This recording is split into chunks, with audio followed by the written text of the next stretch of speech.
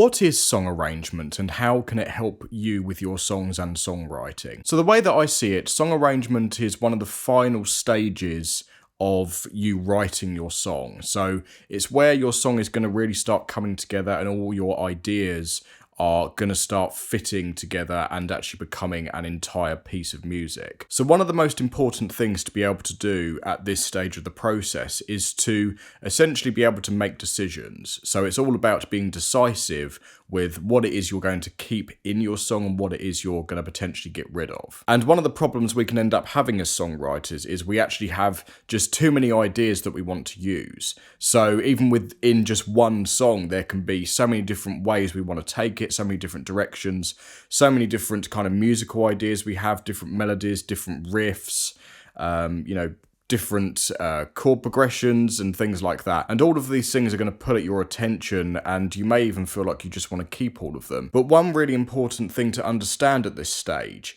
is that getting rid of things can actually be better than adding more things. So actually deciding to pull things out of your song and to get rid of ideas and get rid of instruments can actually end up helping the song overall. And all of this comes back to one key principle that I follow every time I write a song. And this is a principle that I highly recommend you follow as well when it comes to writing your own songs. And that's that at any given time in your song, only one instrument can have the spotlight. So instead of thinking about all the different things that you want to essentially show to your listener, the way to actually think of it is that you want to have one kind of like central thing that's going on at any given time. So whether that be a particular instrument playing, whether that be the vocal that's singing, if you've got a guitar solo or something like that, like at any given time, there's only one instrument that can actually have that front and center position. And then all of the other instruments actually become backing instruments at that point. So throughout a song, obviously this can change. So your song might start off with like a piano riff or something, and then the vocal will come in 30 seconds, a minute later or something like that. And then the vocal will take over and become